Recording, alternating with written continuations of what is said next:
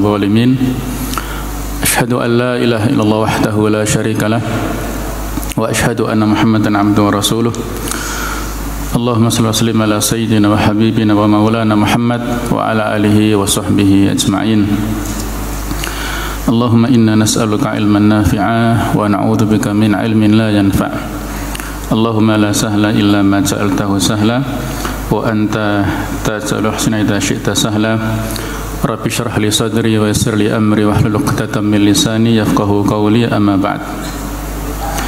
Para jamaah, bapak-bapak, ibu rahimakumullah, alhamdulillah pada malam hari ini kita bisa hadir di majelis ini setelah kita laksanakan salat maghrib dan tadi sudah kita laksanakan puasa 10 Muharram atau Asyura. Mudah-mudahan Allah Ta'ala menerima ibadah kita semuanya dan melipatkan akan pahalanya, bisa memberikan manfaat lahir dan batin kepada kita semua di dunia dan di akhirat. Amin ya rabbal alamin. Jamaah sekalian rahimakumullah, kita teruskan kajian tafsir surah An-Nazi'at yang insyaallah pada kesempatan ini akan kita selesaikan, yaitu ayat 34 sampai dengan 46 ya, dari rangkaian paragraf di surat An-Nazi'at, yang mana penulis tafsir ini yaitu Dr. Wahb Az-Zuhaili, tafsir Al-Munir ini memberikan judul di paragraf terakhir ini adalah Jaza'u fariqai an-nas fil akhirah wa tafwidhu ilmi sa'ah lillahi ta'ala wa qasri muddati dunya. Balasan dua kelompok manusia di akhirat dan penyerahan ilmu tentang hari kiamat hanya kepada Allah Ta'ala, serta pendeknya masa waktu yang ada di dunia ya. A'udzubillahi minasyaitonirrajim. Fa idza ja'atit tammatul kubra yauma yatadzakkarul insanu ma sa'a. Maka ketika telah datang malapetaka yang besar ya, atau matul kubra itu adalah nama lain dari hari kiamat ya. Yauma yatadzakkarul insanu ma sa'a, pada hari di mana setiap manusia ingat terhadap apa yang dia usahakan di dunia. Wa burrizatil jahimu liman yara, dan ditampakkanlah neraka jahim kepada orang yang melihat. Fa amma man tagha, maka adapun orang yang melampaui batas, melebihi batas, wa atharal hayatad dunya, dan dia mengutamakan kehidupan dunia, fa innal jahima hiyal ma'wa, maka sesungguhnya neraka jahim itu adalah tempat tinggalnya nanti.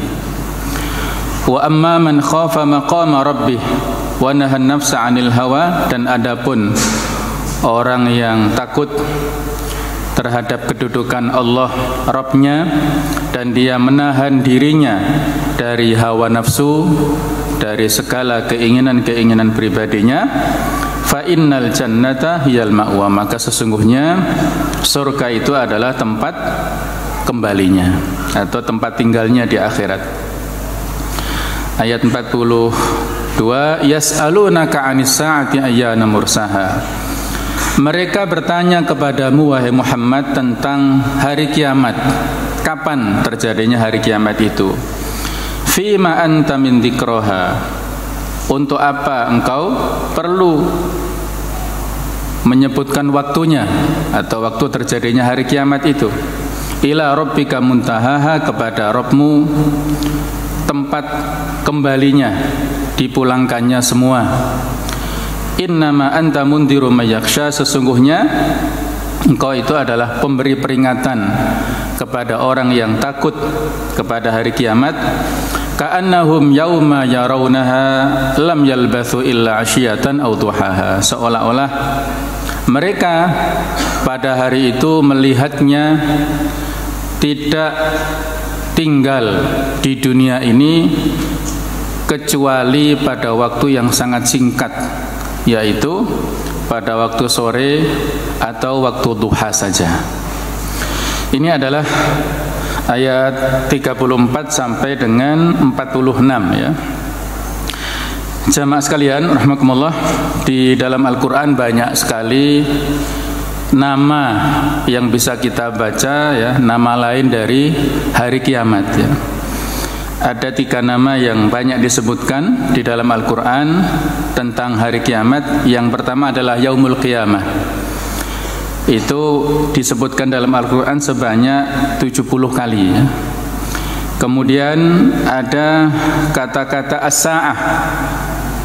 Kalau Yaumul Qiyamah adalah hari kebangkitan, kalau as-sa'ah adalah waktu ya. Yang ini disebutkan dalam Al-Qur'an sebanyak 40 kali, dan yang paling banyak adalah al-akhirah, yaitu 115 kali, yaitu kehidupan di akhirat ya.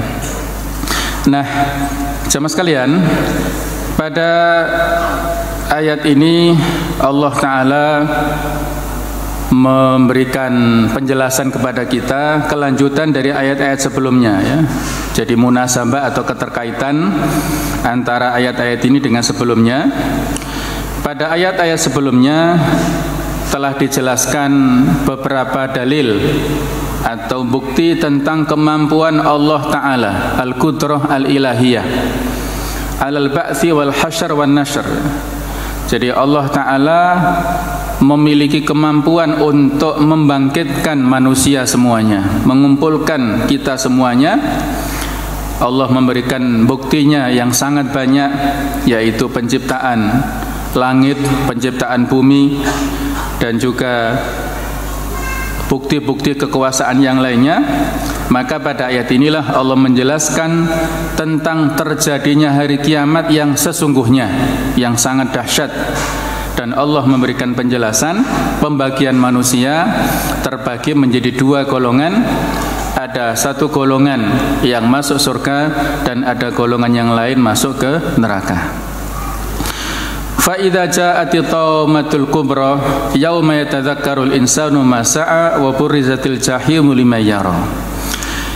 Yakni idza hana waktu maji'id dahiyatil uzma, ketika datang malapetaka yang sangat dahsyat, yang sangat agung, yang mengagetkan semua makhluk dan khususnya adalah manusia, yaitu terjadinya hari kiamat. Au an-nafkhah ats-tsaniyah, atau ditiupkannya sangkakala pada tiupan yang kedua, di mana kita tahu pada tiupan yang pertama semuanya itu hancur lebur, dan pada tiupan yang kedua inilah semua manusia dibangkitkan dari kuburnya.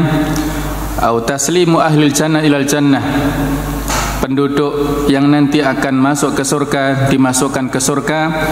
Wa ahlun nar ilan nar, dan penduduk neraka dimasukkan ke neraka.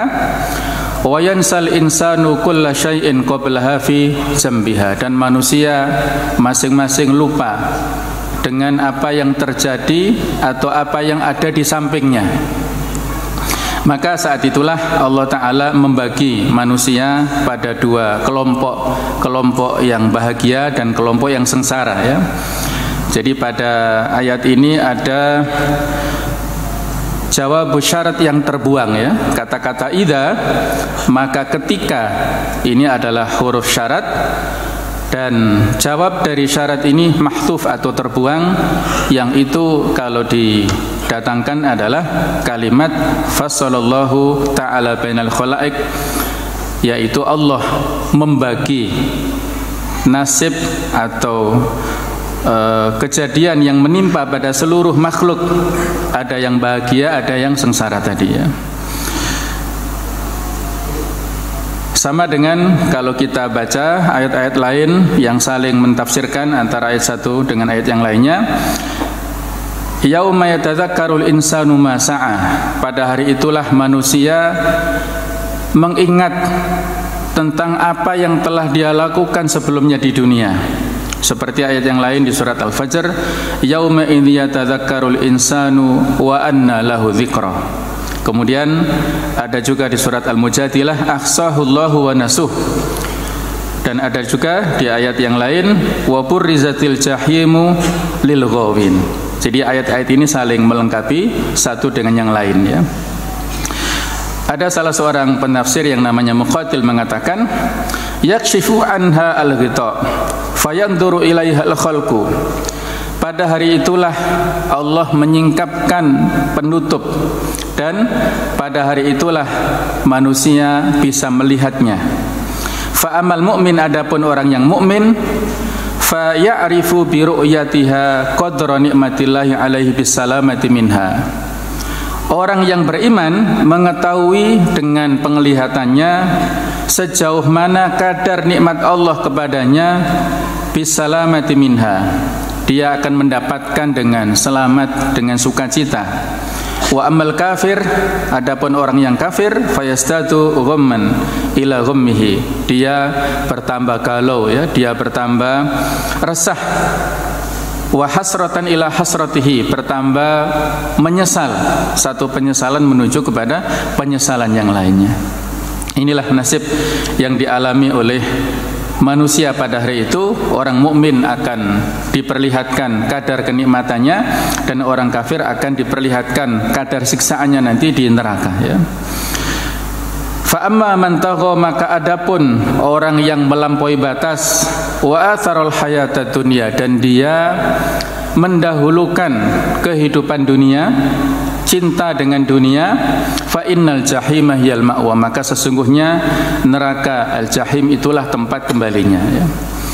Artinya adalah fa amma man takabbara wa tamarrada, barang siapa yang takabbur, yang dia itu merasa cukup dengan apa yang dia miliki, dia tidak butuh dengan yang lainnya, wa tajawazal hadda fil kufri wal ma'asi, dia melebihi batas dalam hal kekafiran dan kemaksiatannya, wa qaddamal hayatad dunya ala amriddin wal akhirah, dan dia mendahulukan urusan-urusan dunia daripada urusan agama dan urusan akhirat.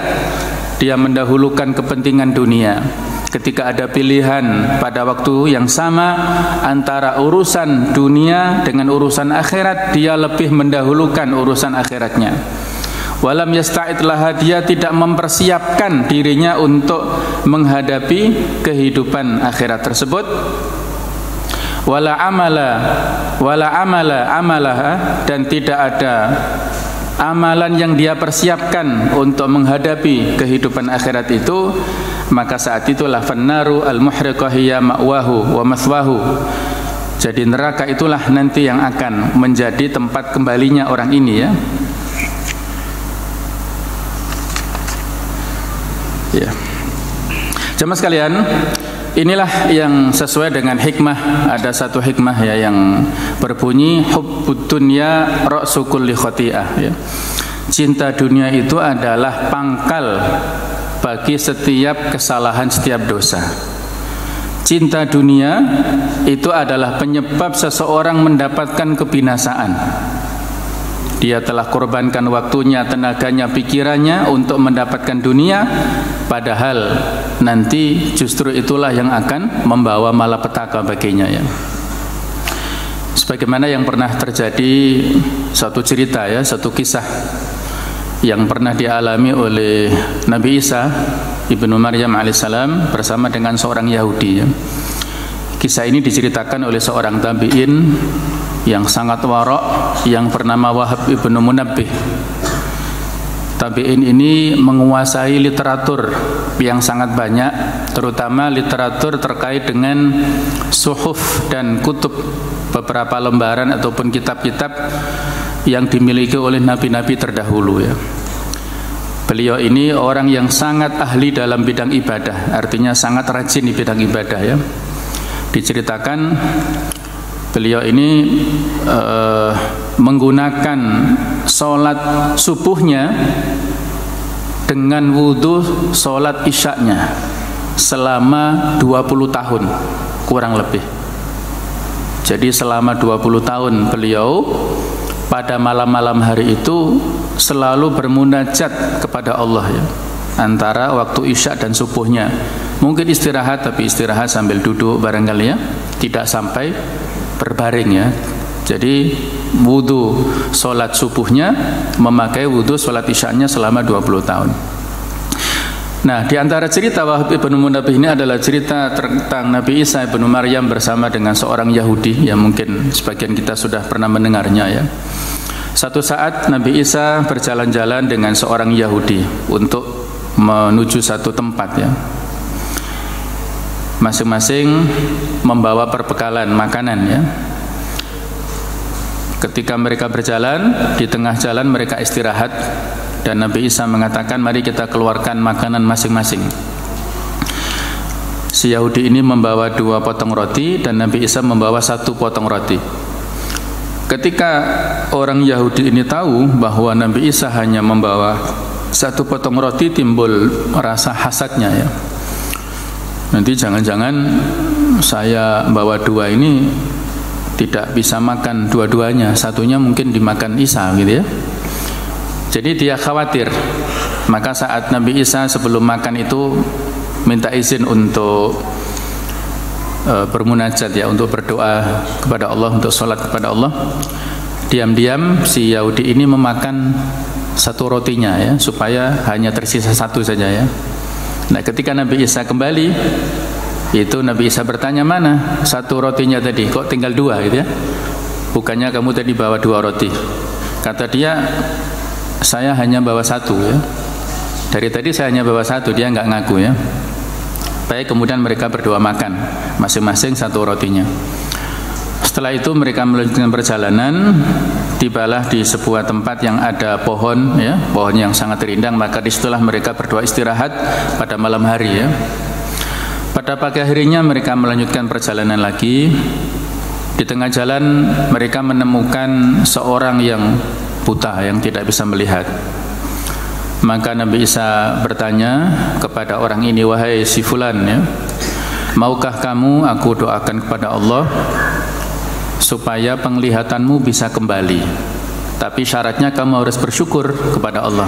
Maka orang ini menjawab, tentu saja wahai Isa ya, saya mau. Maka diusaplah wajah si orang ini. Nabi Isa berdoa pada Allah, alhamdulillah, ini mukjizatnya Nabi Isa ya, orang ini bisa melihat kembali, bisa melihat dan dia bersyukur pada Allah. Orang Yahudi yang melihat keajaiban ini heran, subhanallah ya, luar biasa, kok bisa seperti ini wahai Isa. Maka Isa mengatakan, demi zat yang telah mengembalikan penglihatan orang ini, aku bertanya padamu, mana rotimu tadi ya? Siapa yang memakannya tadi ya? Saya nggak tahu Nabi saya nggak tahu. Maka mereka berjalan kembali ya. Mereka lapar, kemudian istirahat. Nah, saat istirahat itulah Nabi Isa memanggil seekor rusa ya. Dipanggil, kemudian datanglah seekor rusa, disembelih oleh Nabi Isa dan dibakar dan dimakan oleh mereka berdua sampai kenyang. Setelah kenyang, maka Nabi Isa berdoa kepada Allah, ya Allah, hidupkanlah rusa ini kembali. Maka rusa ini menjadi hidup kembali dan berjalan terus, disuruh pergi oleh Nabi Isa. Nah, orang Yahudi ini terheran-heran ya dengan melihat keadaan itu ya, kok bisa wahai Isa, bagaimana ini? Maka Nabi Isa kembali memberikan peringatan, wahai si Yahudi, demi zat yang telah menghidupkan rusa ini kembali, saya bertanya kepadamu, mana atau siapa yang makan rotimu tadi ya? Saya nggak tahu Nabi Isa ya, dia tetap belum ngaku ya. Maka mereka meneruskan perjalanan ya sampai di sebuah perkampungan. Nah, disinilah mereka berdua mendapatkan 3 batu besar yang terbuat dari emas ya. Batu 3 ini terbuat dari emas. Si Yahudi kaget ya, untuk siapa ini saya? Kata Nabi Isa, 1 untukmu, 1 untukku. Terus yang satunya untuk siapa? Satunya untuk orang yang makan roti tadi.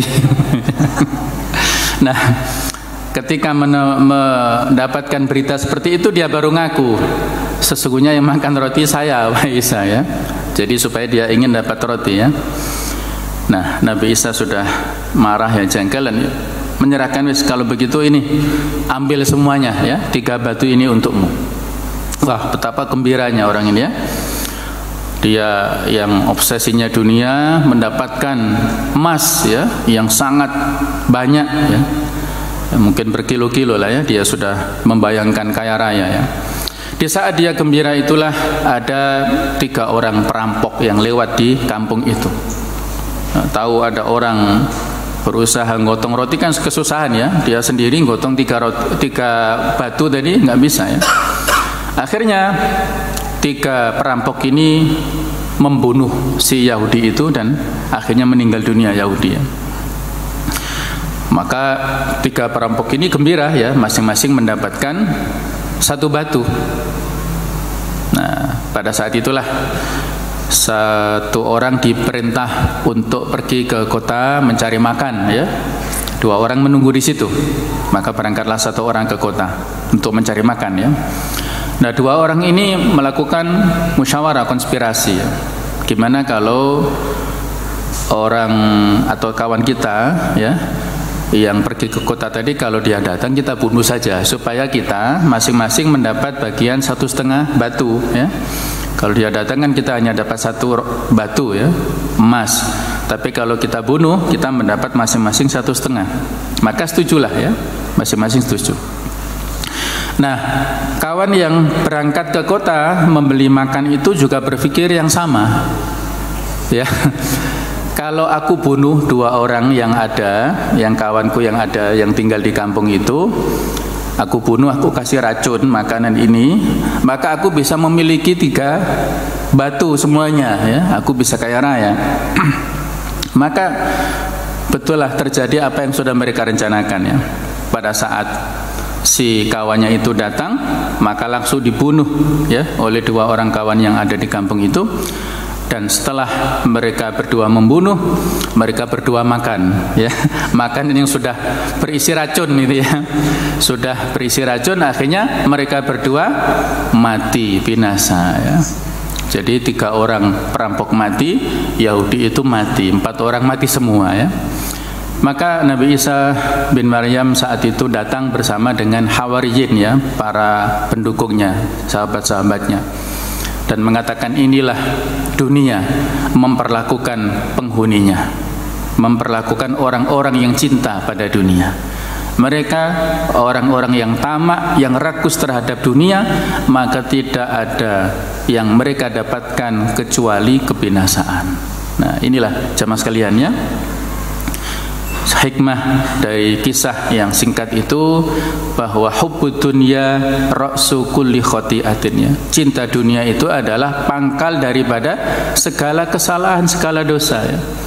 Sehingga di antara doa-doa yang dianjurkan untuk kita ucapkan pada Allah Ta'ala adalah Allahumma la taj'al musibatana fi dinina wa la taj'alid dunya akbara hammina wa la mablagha ilmina ya. Ya Allah, jangan Kau jadikan musibah kami pada agama kami, dan janganlah dunia sebagai obsesi kami tertinggi, dan juga mablagha ilmina ya, pengetahuan kami yang paling maksimal. Artinya janganlah kita jadikan dunia itu sebagai tujuan utama dalam hidup ini gitu ya. Nah, ayat ini jamaah sekalian, kembali ke ayat di surat An-Nazi'at ayat 38 ya, 37, 38 dan 39. Fa amma man tagha, adapun orang yang melebihi batas, wa atharul hayata dunya, dan dia mendahulukan kehidupan dunia, fa innal jahimah yal ma'wa. Ini menurut sebagian mufasir diturunkan berkaitan dengan salah seorang dari suku Quraisy ya, An-Nadhr, dan juga putranya Al-Harith, yang mana mereka berdua adalah orang yang sangat tamak dan permusuhannya yang sangat kuat terhadap Rasulullah SAW. Yang walaupun secara khusus ayat itu diturunkan terkait dengan kondisi orang kafir yang ada pada Quraisy tersebut, tetapi ibrah adalah untuk kita semua ya. Al-ibratu bi umumil lafzi la bi khususis sabab ya. Jadi pelajaran yang bisa kita ambil dari teks-teks Al-Qur'an ataupun hadis itu adalah dengan keumuman lafadznya, bukan semata-mata karena kekhususan sababun nuzulnya atau sababul wurudnya ya. Jadi ini adalah ditujukan untuk semuanya. Orang-orang yang mendahulukan dunia daripada kehidupan akhirat maka akan bertempat tinggal di neraka nanti. Wa amma man khafa maqama rabbih wa nahan nafsa 'anil hawa, dan adapun orang-orang yang takut terhadap kedudukan Allah Ta'ala dan menahan dirinya dari hawa nafsu, fa innal jannata hiyal ma'wa, maka sesungguhnya surga itulah tempat tinggalnya. Artinya adalah wa amma man khafa al-qiyam baina yadayillahi azza wa jalla, adapun orang yang takut berdiri di hadapan Allah Ta'ala, wa khafa hukmallahi fi, dan takut terhadap hukum Allah terhadapnya nanti yaumul qiyamah, pada hari kiamat nanti, wa adraka azamatullah wa jalalahu, dan dia mengetahui betul tentang keagungan Allah Ta'ala, tentang kedudukannya yang sangat tinggi, wa naha nafsahu an hawahu, dan menahan dirinya dari kemauan-kemauan pribadinya, wa zajaroha anil ma'asi wal maharim allati tashtahiha, dan dia menjauhi segala macam jenis kemaksiatan dan hal-hal yang haram yang dia inginkan, warattaha ila ta'ati maulahu, dan dia kembalikan itu semua menuju kepada ketaatan kepada Allah Ta'ala, fal jannatu makanuhu alladhi ya'wi ilaihi, maka surga itu adalah tempat kembalinya nanti di akhirat ya, dan tempat tinggal selama-lamanya. Ayat ini diturunkan kepada seorang sahabat ya, yang dia ini adalah menjadi duta pertama dalam Islam, yang diutus oleh Rasulullah SAW untuk berdakwah ke kota Madinah sebelum beliau berhijrah ya. Sahabat ini sebelumnya dia glamor dalam kehidupan yang sangat mewah karena putra seorang yang kaya raya.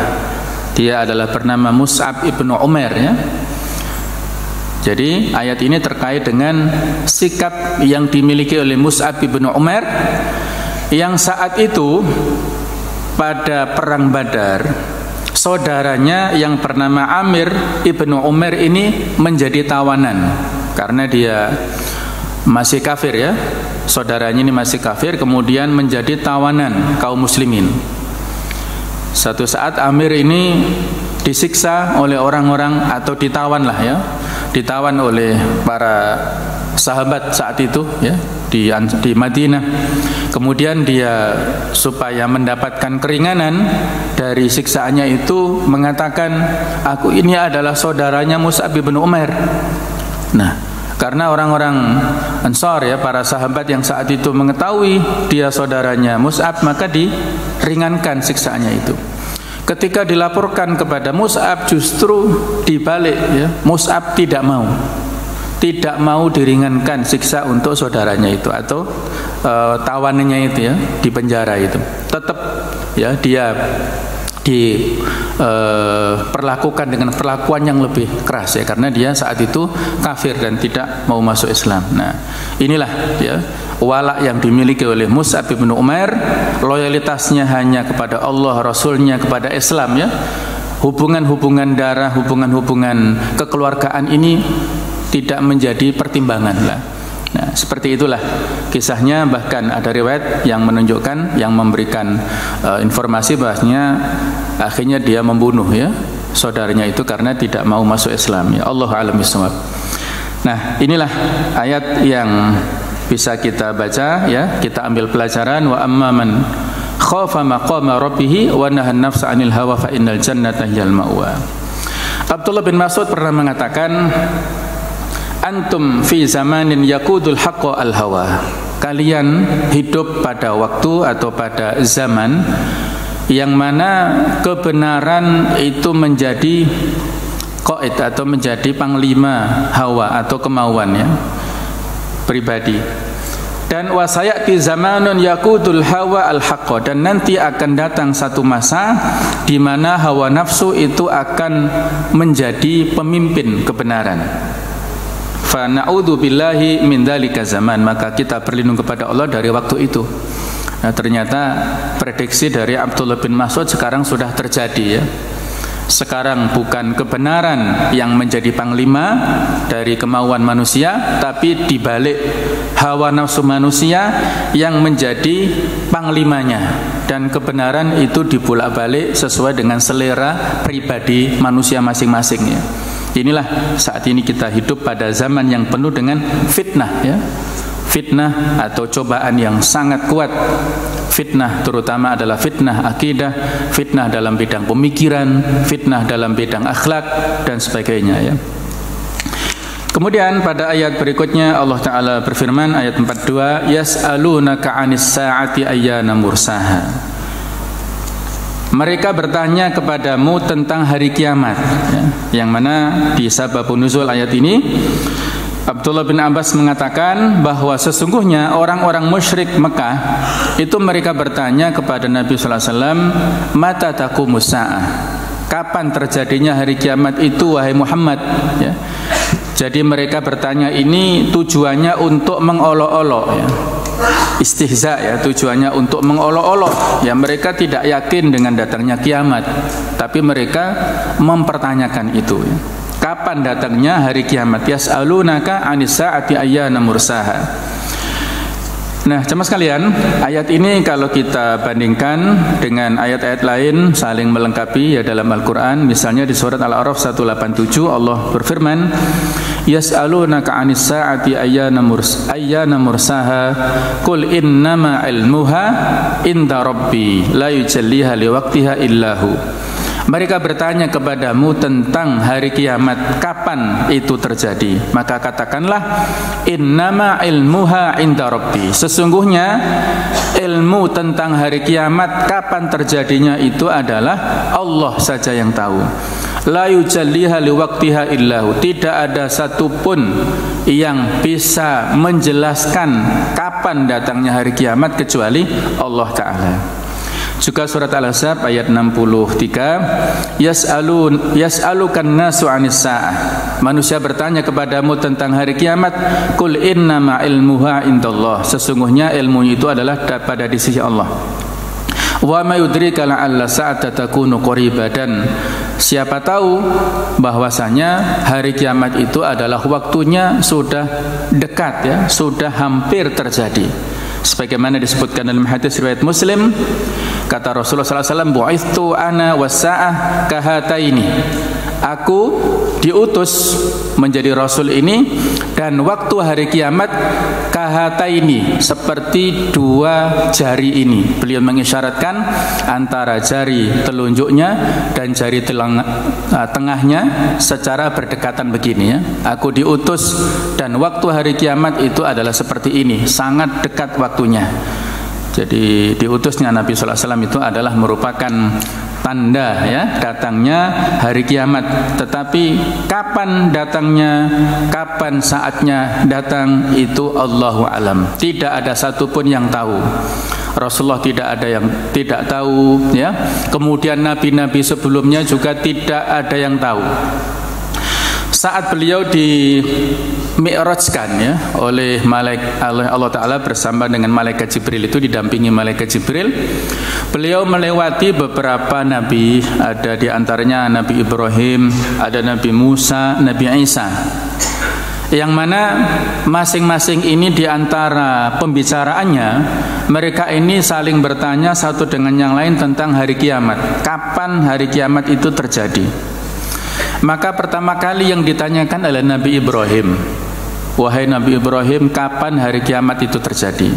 Maka Nabi Ibrahim menjawab, saya tidak tahu. Kembalikan pertanyaan itu kepada Musa.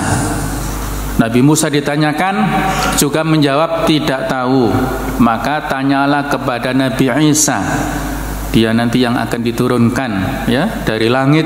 Tanya kepada Nabi Isa, dan Nabi Isa menjawab tidak tahu ya.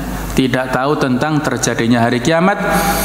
Tetapi Nabi Isa memberikan penjelasan, Allah memberikan wahyu kepadaku bahwa nanti di akhir zaman Dajjal akan keluar dan aku akan diberi 2 pedang oleh Allah Ta'ala. Dan pada saat aku melihat Dajjal, maka dengan izin Allah Dajjal itu meleleh dan hancur lebur, dihancurkan oleh Allah Subhanahu wa Ta'ala lewat wasilah Nabi Isa. Jadi nanti yang bunuh Dajjal itu adalah Nabi Isa alaihissalam, ya. Ini adalah dengan izin dari Allah Subhanahu wa Ta'ala. Jadi para nabi, para rasul tidak ada yang tahu. Ulul azmi, ya, mereka tidak tahu. Kemudian bahkan malaikat Jibril pun tidak tahu. Ya, ketika bisa kita baca di hadis arba'in yang kedua, mata sa'ah, ya, kapan terjadinya hari kiamat, maka Nabi menjawab, mal mas'ulu anha bi'a'lama minas sa'il. Yang ditanya tidak lebih tahu daripada yang bertanya. Jadi nggak tahu. Kemudian akhbirni an amaratiha, ceritakan kepadaku tentang tanda-tandanya saja wahai Muhammad. Maka beliau menjelaskan, antalital amatu rabbataha, apabila ada budak perempuan yang melahirkan tuannya. Ini sudah terjadi, ya. Ada banyak perbudakan, ya, ketika budak perempuan digauli oleh majikan, ya, dinikahi dan digauli oleh majikan, maka anak yang dilahirkan oleh budak ini statusnya menjadi merdeka, ya, tidak budak lagi, begitu. Wa antaral hufatal urata ri'a asya'a tatalawna fil bunyan, dan apabila engkau melihat orang yang sebelumnya dalam keadaan miskin, al-hufata yang tidak memakai sandal, al-urata yang bertelanjang dada, yang tidak pakai baju, kemudian ri'a asya'i, mereka ini menggembalakan kambing. Mereka pada akhir zaman berlomba-lomba meninggikan bangunan. Dalam riwayat disebutkan humul Arab, mereka ini adalah orang-orang Arab, ya. Kita tahu sebelum ditemukannya sumber minyak di Jazirah Arab itu mereka dalam kondisi yang miskin. Foto-foto bisa kita lihat, foto-foto lama itu mereka dalam keadaan menggembalakan kambing, tidak memakai sandal dan hanya memakai rompi, dadanya kelihatan. Nah, jadi mirip dengan yang disebutkan dalam hadis itu. Ketika telah ditemukan sumber minyak, maka luar biasa, berbalik 180 derajat kehidupan mereka sampai saat ini. Ya tatawaluna fil bunyan, ya, mereka berlomba-lomba meninggikan bangunan. Burjul Khalifah di Dubai, ya, itu adalah menara yang tertinggi, ya, kurang lebih 800 sekian meter. Ini mau disaingi di Jeddah, di sebelah Laut Merah, itu sedang proses pembangunan menara yang sangat tinggi, direncanakan 1,2 kilometer tingginya. Dan Kuwait tidak mau kalah lagi, akan bangun yang lebih tinggi lagi. Nah, inilah membuktikan tentang kebenaran prediksi kenabian, ya tatawaluna fil bunyan, ya, mereka sebelumnya miskin, kemudian mereka diberikan kekayaan dan mereka berlomba-lomba meninggikan bangunannya, ya. Ini menunjukkan akan datang hari kiamat, ya, yang itu tidak lama lagi. Yang menurut Al-Qurtubi banyak tanda-tandanya, ya, tetapi tidak bisa ditentukan hari kiamat itu datang kapan. Yang jelas hari kiamat itu akan terjadi pada hari Jumat, pada Jumat yang akhir, ya, karena pada hari Jumat inilah Allah menciptakan Nabi Adam, ya, dan pada hari itulah kiamat akan terjadi. Jumat keberapa di bulan September ini Allahu alam, di bulan Muharram ini Allahu alam, ya, siap-siap, ya. Jadi kalau hari Jumat siap-siap, ya, mungkin ini adalah Jumat yang terakhir, ya. Kita tidak mempermasalahkan waktunya. Ketika ada orang Arab Badui bertanya kepada Nabi sallallahu alaihi wasallam, mata sa'ah, kapan datangnya hari kiamat, Nabi enggak menjawab waktunya, tapi hanya menjawab mata atau madza a'dattalaha, apa yang kamu persiapkan untuk menghadapi kiamat itu. Itulah pertanyaan balik kepada kita. Kita tidak perlu mempertanyakan kapan waktunya, tapi apa yang kita persiapkan untuk menghadapi datanya hari kiamat. Allah alam bisawab. Inilah tadabbur kita terkait dengan ayat-ayat akhir di surat An-Nazi'at. Mudah-mudahan Allah Ta'ala memberikan istiqomah kepada kita semua dalam iman Islam sampai akhir hayat, dalam keadaan husnul khatimah, kita dan keluarga kita dikampulkan di surga Allah Ta'ala. Amin ya rabbal alamin. Subhanallah wa hamdik, asyhadu an la ilaha illa anta, astaghfiruka wa atubu ilaik. Wassalamualaikum warahmatullahi wabarakatuh.